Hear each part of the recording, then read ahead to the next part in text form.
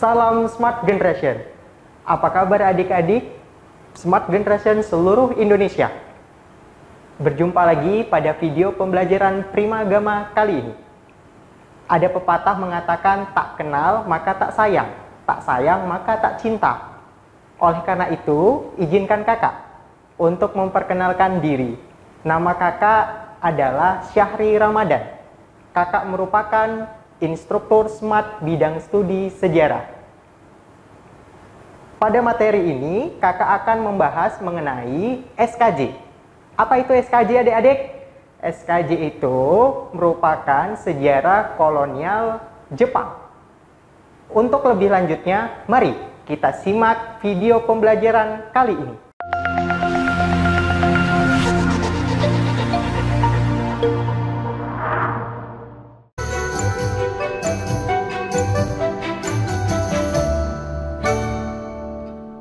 Adik-adik, selanjutnya kita akan bahas mengenai latar belakang masuknya Jepang ke Indonesia. Ingat, yang pertama, latar belakang Jepang ke Indonesia itu ada namanya Restorasi Meiji. Apa itu Kak Restorasi Meiji? Restorasi Meiji itu bagaimana paham modernisasi. Sehingga Jepang itu membuka diri atau welcome terhadap negara-negara yang ada di dunia. Latar belakang selanjutnya yaitu adanya paham Hakoichiu. Apa itu Kak paham Hakoichiu? Paham Hakoichiu itu adalah 8 penjuru mata angin dunia itu berpusat kepada Jepang. Latar belakang yang ketiga itu ada namanya paham Pasisme. Jadi Jepang itu patuh terhadap kekaisarannya. Dan yang terakhir, latar belakang yang keempat itu, Jepang ingin menguasai sumber daya alam dan manusia Indonesia. Tujuannya apa, Dik? Tujuannya itu untuk mempersiapkan Jepang perang terhadap sekutu di Perang Asia Timur Raya. Selanjutnya, Dik, kita akan memasuki proses. Bagaimana sih proses masuknya Jepang ke Indonesia? Proses yang pertama, adik bisa lihat di gambar. Jepang berhasil mengalahkan Amerika. Gimana caranya, Kak? Jepang menyerang pangkalan militer Pearl Harbor pada tanggal 7 Desember 1941. Dengan penyerangan tersebut, Jepang percaya diri. Dan selanjutnya, lihat gambar kedua. Jepang langsung ingin menguasai wilayah-wilayah yang ada di dunia, termasuk di Indonesia. Terbukti Jepang berhasil mendarat yaitu di Kalimantan Timur. Di mana itu, Dek? Khususnya di Tarakan pada 11 Januari 1942. Setelah ia menguasai Kalimantan, dengan secepat kilat ia masuk ke wilayah Jawa melalui pulau atau provinsi Banten. Pada akhirnya Jepang berhasil mengalahkan Belanda sehingga Belanda menyerah tanpa syarat kepada Jepang yang terjadi di wilayah Kalijati, Subang, Jawa Barat. Ingat Dek tanggalnya, pada 8 Maret 1942. Selanjutnya kita akan memasuki contoh soal adik-adik. Di sini kakak akan menampilkan contoh soal asosiasi. Ayo Dik, kita mari baca bersama-sama. Soal pertama. Penyerahan Jepang kepada sekutu pada tanggal 14 Agustus 1945 telah berpengaruh besar terhadap proses pembentukan negara Republik Indonesia karena titik-titik. Ayo Dik, mari kita jawab bersama-sama. Yang pertama, bangsa Indonesia dapat mempersiapkan kemerdekaan Indonesia. Apa jawabannya adik-adik? Ya, jawabannya salah. Kenapa, Dik? Indonesia tidak bisa mempersiapkan kemerdekaan karena Belanda juga ingin masuk kembali ke Indonesia melalui Nica. Nah, kakak ada smart solution. Jika poin pertama salah, otomatis pasti poin ketiga juga salah adik-adik. Nah, ayo kita buktikan bersama-sama. Bangsa Indonesia segera diberitahu kepada Jepang bahwa perang telah dimenangkan oleh pihak sekutu? Nah, jawabannya adalah salah. Kenapa, Kak? Karena Indonesia itu bukan diberikan atau diberitahu oleh Jepang, tetapi Indonesia tahu dari kantor Domeng. Selanjutnya, kita lihat yang poin kedua. Bangsa Indonesia segera membentuk BPUPKI. Nah, jawabannya salah. Kenapa salah, Dik? Karena yang membentuk BPUPKI adalah Jepang. Nah, kalau sudah 1, 2, 3 salah, otomatis jawabannya adalah poin keempat. Ya, coba kita lihat jawabannya. Nah, jawabannya 4. Artinya D yang benar. Karena kenapa, Kak? Karena Indonesia vacuum of power atau kekosongan kekuasaan. Sehingga para pemimpin itu berpeluang besar untuk memerdekakan Indonesia. Nah, selanjutnya adik-adik, kita akan membahas mengenai kebijakan-kebijakan Jepang di Indonesia. Yang pertama yaitu kebijakan militer Jepang di Indonesia. Ketika Jepang datang ke Indonesia, Jepang membagi wilayah Indonesia menjadi 3 wilayah militer. Adik-adik bisa lihat di peta. Garis putus-putus merupakan batas-batas wilayah kekuasaan atau daerah-daerah militer. Yang pertama, di Pulau Jawa dan Madura, ingat adik-adik, itu dikendalikan oleh Kaigun. Kaigun itu apa, Kak? Kaigun itu adalah angkatan laut dari Jepang. Yang kedua, itu ada di Pulau Sumatera dan Semenanjung Malaya. Nah, di pulau ini dikendalikan oleh Rikaigun. Rikaigun itu apa, Kak? Rikaigun itu adalah angkatan darat Jepang. Dan yang terakhir itu ada di wilayah timur Indonesia, meliputi Pulau Nusa Tenggara, Kalimantan, Sulawesi, Maluku. Itu dikendalikan oleh Kaigun. Kaigun itu apa, Dik, tadi? Kaigun adalah angkatan laut Jepang. Nah, selanjutnya kita akan membahas organisasi-organisasi militer yang dibentuk oleh Jepang. Pasti adik-adik sudah paham mengenai organisasi-organisasi bentukan Jepang ini.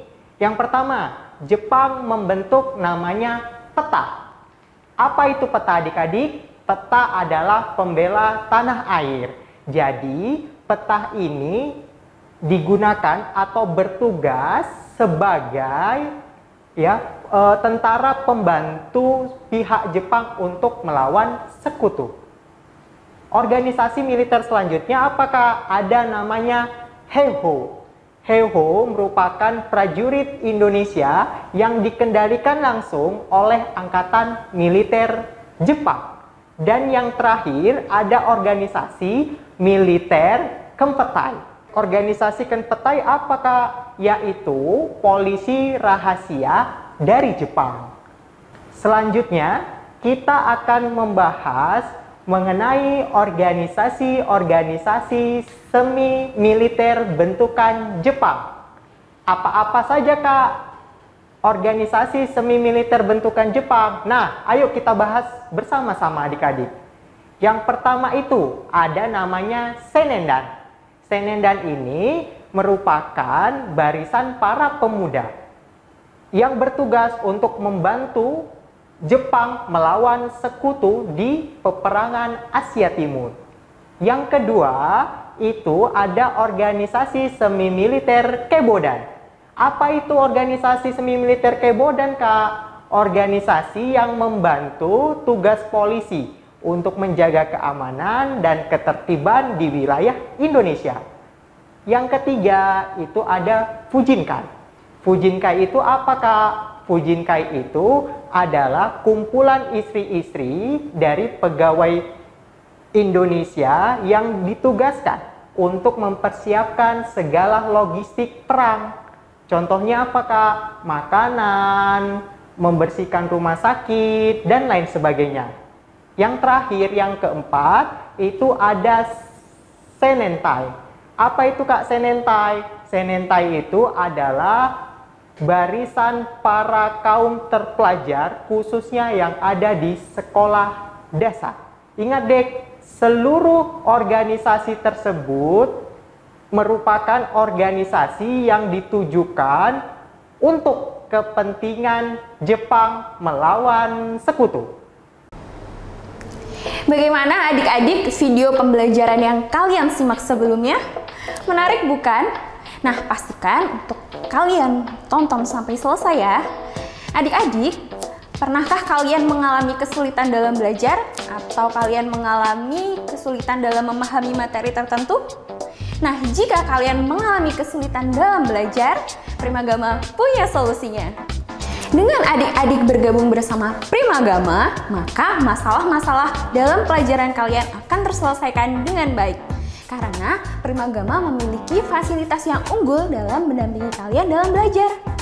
Jika kalian memilih mata pelajaran matematika, ekonomi, geografi, sejarah, sosiologi, maupun materi UTBK, kalian akan mendapatkan masterbook yang berisi penjelasan-penjelasan materi pelajaran dan juga smart exercise yang berisi kumpulan-kumpulan soal yang akan membantu kalian dalam proses belajar. Nah, untuk setiap bidang studi, kalian akan belajar sebanyak 2 kali dalam seminggu, yang mana salah satunya digunakan sebagai layanan pendalaman materi yang di dalamnya memuat remedial, enrichment, dan juga consulting. Remedial adalah pengulangan materi yang belum adik-adik pahami. Enrichment adalah pengayaan materi yang telah dipahami, dan consulting adalah pendampingan bagi adik-adik yang mengalami kesulitan dalam pengerjaan tugas. Selain itu, Primagama memiliki metode pembelajaran Smart Solution. Apa itu Smart Solution? Smart Solution adalah cara belajar anak cerdas yang mana memudahkan kalian untuk mengerjakan soal dan menjawab pertanyaan.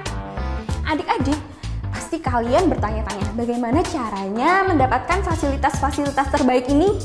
Caranya mudah, yuk daftar di Primagama terdekat di kotamu. Mari wujudkan merdeka belajar bersama Primagama. Oke adik-adik, untuk lebih jelasnya memahami video pembelajaran yang telah kalian simak sebelumnya, yuk kita lanjut belajar lagi. Nah, selanjutnya kita akan membahas contoh soal. Ya, ini contoh soalnya gampang adik-adik mengenai pilihan berganda. Oke, ayo dek kita bersama-sama membaca soalnya. Jepang membagi Indonesia menjadi 3 wilayah, yaitu 1. Sumatera, 2. Jawa dan Madura, 3. Kalimantan dan Indonesia Timur. Jepang menganggap wilayah 1 dan 3 memiliki potensi sumber daya titik-titik. Ayo dek kita jawab bersama-sama. Yang A, politik. Jawabannya dek? Ya, jawabannya salah. Kenapa Kak? Karena pusat politik wilayah Indonesia itu ada di wilayah Pulau Jawa. Nah, selanjutnya jawaban yang B, militer. Ingat dek, militer juga salah. Karena pusat militer juga persebarannya banyak di wilayah Pulau Jawa. Dan yang C, manusia. Jadi, manusia itu keseluruhannya, yaitu Pulau Jawa, Sumatera, dan Kalimantan. Jawabannya berarti C juga salah. Yang D, alam. Ya dek, alam itu salah satu tujuan dari Jepang. Untuk apa? Untuk mencari sumber daya alamnya untuk keperluan perang. Jadi ingat D itu bisa jadi. Yang E, pangan. Ingat dek, Jepang bukan mencari pangan ataupun sumber pangan di Indonesia karena kepentingan mereka itu hanya untuk perang. Jadi, jawaban dari soal ini adalah D, yaitu potensi sumber daya alam Indonesia yang menjadi faktor Jepang menduduki Indonesia. Sampai di sini paham adik-adik? Gampang pastinya. Selanjutnya kita akan bahas mengenai kebijakan Jepang di bidang politik. Yang pertama, kebijakannya itu membentuk organisasi Masyumi. Apa itu Kak Masyumi? Masyumi itu adalah Majelis Syuro Muslimin Indonesia yang diketuai oleh Kiai Haji Hashim Asy'ari. Beliau merupakan salah satu pendiri dari NU, Nahdlatul Ulama. Kebijakan selanjutnya yaitu Jepang menjalankan propaganda 3A. Apa saja dek 3A itu? Yaitu Nippon sebagai pemimpin Asia, Nippon sebagai cahaya Asia, dan yang terakhir Nippon sebagai pelindung Asia. Tujuannya apa dibuat propaganda? Tujuannya untuk menarik simpati rakyat Indonesia. Kebijakan selanjutnya yaitu membentuk Putra. Apa itu Putra adik-adik? Putra itu adalah Pusat Tenaga Rakyat. Tujuan dibentuknya Putra yaitu untuk melawan sekutu. Jadi ini adalah tenaga militer tambahan untuk melawan sekutu. Selanjutnya, kebijakan yaitu membentuk Cho Sang-in. Tujuan dibentuk Cho Sang-in apakah? Tujuannya yaitu agar pimpinan Indonesia memberi usulan kepada pihak Jepang, khususnya mengenai perpolitikan di Indonesia. Yang terakhir yaitu kebijakan membentuk Jawa Hokokai. Apa itu Kak Jawa Hokokai? Jawa Hokokai itu adalah organisasi kebaktian Jawa. Jadi di dalam organisasi ini seluruhnya harus siap mengabdi kepada Jepang. Oke dek, sampai di sini paham kan? Selanjutnya kita akan membahas contoh soal. Mari dek kita sama-sama menjawab soalnya. Oke, kita baca dulu soalnya. Tujuan Jepang menguasai Indonesia dalam Perang Asia Pasifik adalah titik-titik. Mari dek kita jawab bersama-sama. Option A, membebaskan bangsa Indonesia dari kolonialisme Belanda. Jawabannya salah. Kenapa salah Kak? Karena Jepang tidak akan memberi kemudahan Indonesia lepas dari Belanda. Selanjutnya, option B, mencari bantuan ekonomi dari rakyat Indonesia. Jawabannya apa adik-adik? Ya, jawabannya salah. Kenapa? Jepang tidak meminta bantuan ekonomi, akan tetapi ingin memanfaatkan sumber daya manusia untuk kepentingan perang. Selanjutnya, option yang C, membebaskan Indonesia dan bangsa-bangsa di Asia dari dominasi Barat. Jawabannya salah. Kenapa salah Kak?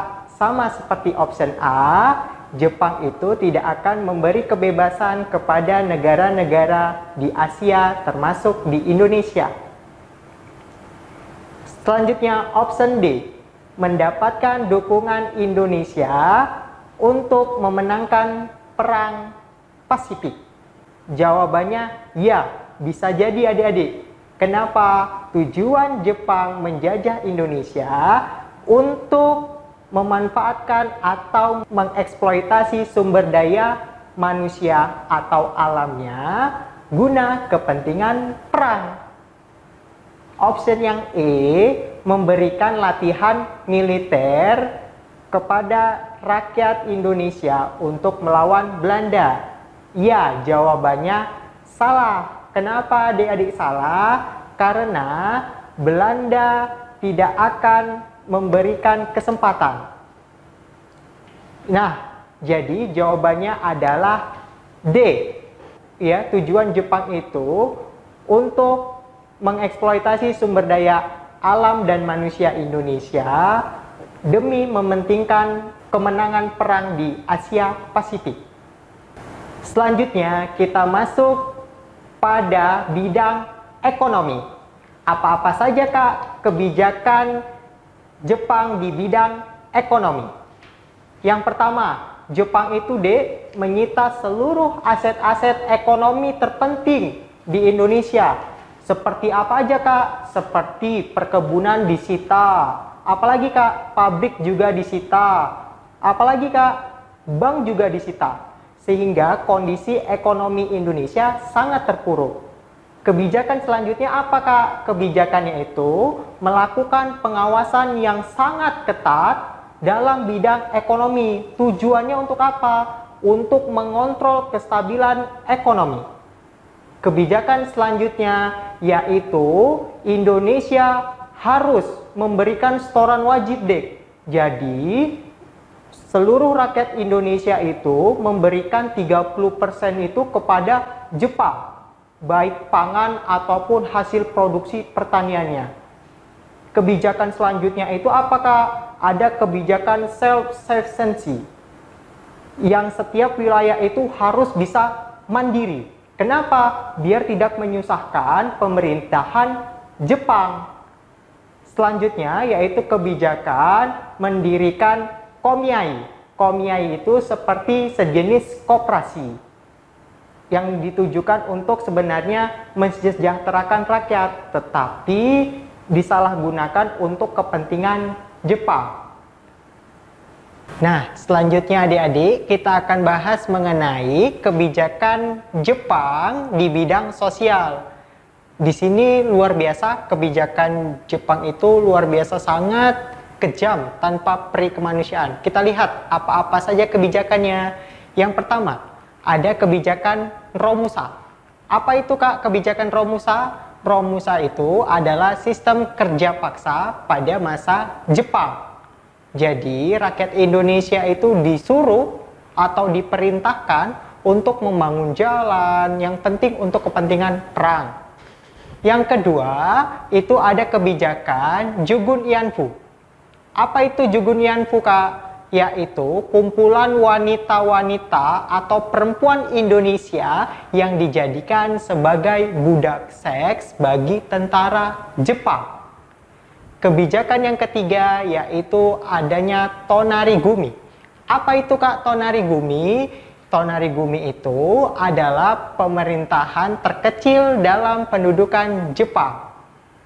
Contohnya sekarang itu ada namanya RT atau rukun tetangga. Dan yang terakhir keempat yaitu kebijakan Kinrohoshi. Apa itu kebijakan Kinrohoshi? Kebijakan Kinrohoshi merupakan kebijakan kerja bakti, yaitu membersihkan jalan, membersihkan asrama-asrama yang penting untuk kepentingan Jepang. Selanjutnya, kita lihat adik-adik akibat dari kebijakan Jepang dalam bidang sosial. Nah, adik-adik bisa lihat gambar-gambar yang ada di layar video. Yang pertama kita lihat, pekerja Romusa dipaksa untuk bekerja tanpa peri kemanusiaan. Mereka tidak diberi makan dan lain sebagainya. Adik-adik bisa lihat bagaimana kondisinya. Selanjutnya, eksploitasi manusia secara berlebihan yang dilakukan oleh Jepang yang bertujuan untuk kepentingan perang Jepang. Selanjutnya, yaitu adik-adik gambar yang ketiga, coba lihat kondisi manusia Indonesia pada masa Jepang. Ya, tampilannya kurus dan maaf cakapnya kurang makan ya. Selanjutnya yang terakhir itu ada namanya lubang Jepang. Jadi lubang Jepang yang ada di Bukit Tinggi ini sebagai saksi bagaimana kekejaman dari pemerintahan Jepang, khususnya dalam bidang Romusa atau kerja paksa. Selanjutnya, yang terakhir kita akan membahas mengenai kebijakan Jepang di bidang budaya. Apa saja kebijakannya, Dek? Ayo kita bahas satu persatu. Kebijakannya yang pertama ada namanya Sekerai. Apa itu Sekerai, Kak? Sekerai merupakan kebudayaan memberi hormat kepada matahari. Dengan cara apa? Dengan cara membukukan separuh punggung kepada matahari. Selanjutnya, yaitu membentuk Keimen Bunki Shidosu. Tujuannya apa? Tujuannya sebagai pusat atau wadah kesenian atau kebudayaan bagi para seniman Indonesia. Selanjutnya, kebijakan Jepang yaitu mewajibkan para pelajar untuk menyanyikan lagu kebangsaan Jepang dan selalu menghormati bendera nasional Jepang. Yang terakhir, Jepang mendorong untuk menggunakan bahasa Indonesia sebagai bahasa pengantar dan menghilangkan bahasa Belanda dari Indonesia. Nah, yang terakhir adik-adik, kita akan memasuki contoh soal. Jadi ini contoh soal mengenai jenis soal asosiasi. Oke dek, mari kita baca bersama-sama. Setiap penerapan kebijakan pemerintah pendudukan Jepang terhadap gerakan kebangsaan Indonesia diprioritaskan untuk titik-titik. Ayo dek, kita jawab bersama-sama.